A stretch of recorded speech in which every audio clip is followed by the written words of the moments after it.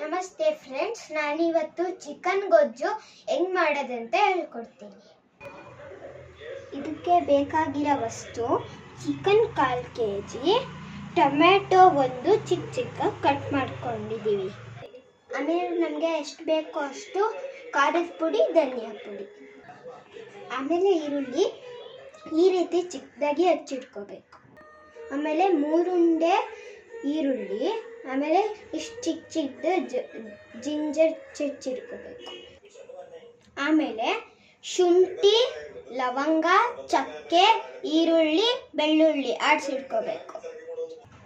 ಆಮೇಲೆ ರುಚಿಗೆ ತಕ್ಕಷ್ಟು ಉಪ್ಪು, ಚಿಕನ್ ಮಸಾಲ ಒಂದಿಷ್ಟು, ಮತ್ತು ಎಷ್ಟು ಬೇಕೋ ಅಷ್ಟು ಎಣ್ಣೆ. ಇದಿಷ್ಟು ಚಿಕನ್ ಮಾಡೋದಕ್ಕೆ ಬೇಕಾಗಿರೋ ಐಟಮ್ಸ್. ಕೊಬ್ಬರಿ ಎಣ್ಣೆ ಹಾಕಿದ್ದೀನಿ. ಚಿಕನ್ಗೆ ಕೊಬ್ಬರಿ ಎಣ್ಣೆ ಜಾಸ್ತಿ ಬೇಕು. ಎಲ್ಲರೂ ಜಾಸ್ತಿ ಕೊಬ್ಬರಿ ಎಣ್ಣೆ ಯೂಸ್ ಮಾಡಿ, ಯಾಕಂದರೆ ಅದು ಆರೋಗ್ಯಕ್ಕೆ ಒಳ್ಳೆಯದು. ಎಣ್ಣೆ ಬಿಸಿಯಾಗಿದೆ. ಎಣ್ಣೆ ಬಿಸಿ ಆದ ತಕ್ಷಣ ಈರುಳ್ಳಿ ಹಾಕಬೇಕು.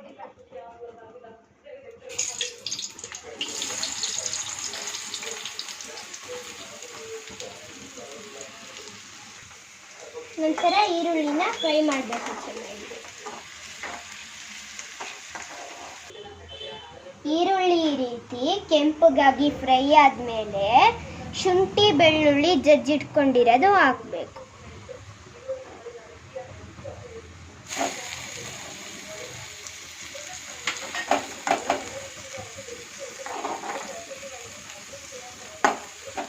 ಈ ರೀತಿ ಫ್ರೈ ಮಾಡಬೇಕು.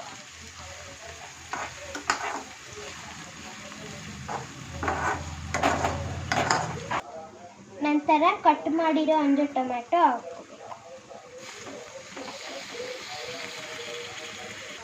ಅದನ್ನ ಈ ರೀತಿ ಫ್ರೈ ಮಾಡಬೇಕು.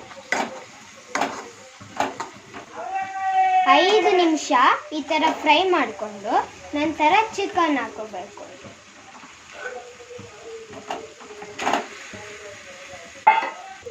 ನಂತರ ರುಚಿಗೆ ತಕ್ಕಷ್ಟು ಉಪ್ಪು ಮತ್ತು ಅರಿಶಿಣ, ಆಮೇಲೆ 5 ನಿಮಿಷ ಬೇಯಕ್ಕೆ ಬಿಡಬೇಕು. ನಂತರ ಅರಿಶಿನ ಹಾಕ್ತೀನಿ. ಆಮೇಲೆ ಸ್ವಲ್ಪ ಹೊತ್ತು ಬೇಯಕ್ಕೆ ಬಿಡಬೇಕು. ನಂತರ ಪ್ಲೇಟ್ ಮುಚ್ತಾ ಇದ್ದೀನಿ. ಚಿಕನ್ನು ಸ್ವಲ್ಪ ಹೊತ್ತು ಬೇಯಲಿ. 10 ನಿಮಿಷ ಆಗಿದ ನಂತರ ಶುಂಠಿ, ಬೆಳ್ಳುಳ್ಳಿ, ಈರುಳ್ಳಿ ಪೇಸ್ಟನ್ನು ಹಾಕಿಕೊಂಡೆ. ನಂತರ ಇದನ್ನು ಮಿಕ್ಸ್ ಮಾಡಿ.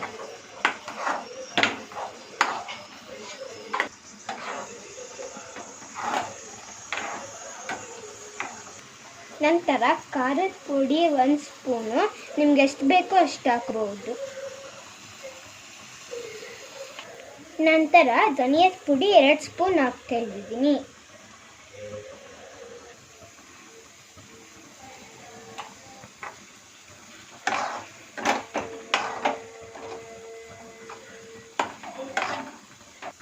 ನಂತರ ಸ್ವಲ್ಪ ಗರಂ ಮಸಾಲ,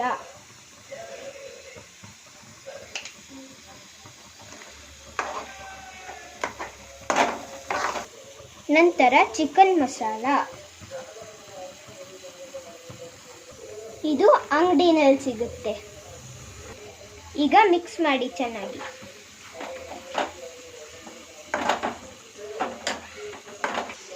ನಂತರ ಸ್ವಲ್ಪ ನೀರಾಗಿ ಚಿಕನ್ ಬೇಯೋದಕ್ಕೆ ಮುಚ್ಚಿಡಬೇಕು.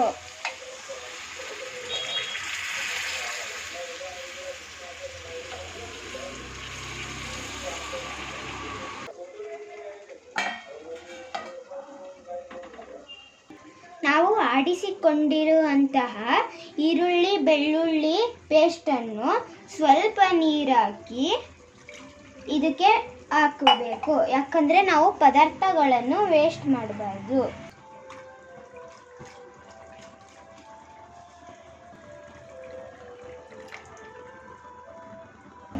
ಈಗ ಚಿಕನ್ ಬೇಯೋದಕ್ಕೆ ಪ್ಲೇಟ್ ಮುಚ್ತಾ ಇದ್ದೀನಿ. 20 ನಿಮಿಷ ಕಾಲದ ನಂತರ ತೆಗೀರಿ. 20 ನಿಮಿಷ ಆಯಿತು. ಚಿಕನ್ ಬೆಂದಿದೆ. ಕೊತ್ತಂಬರಿ ಸೊಪ್ಪು ಹಾಕೋಬೇಕು. ನಂತರ ಮಿಕ್ಸ್ ಮಾಡ್ಕೋಬೇಕು.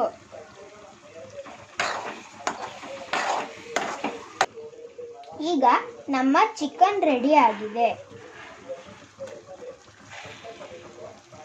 ಈ ವಿಡಿಯೋ ನಿಮಗೆ ಇಷ್ಟ ಆಗಿದರೆ ಲೈಕ್ ಮಾಡಿ, ಶೇರ್ ಮಾಡಿ, ಸಬ್ಸ್ಕ್ರೈಬ್ ಮಾಡಿ. ಧನ್ಯವಾದಗಳು.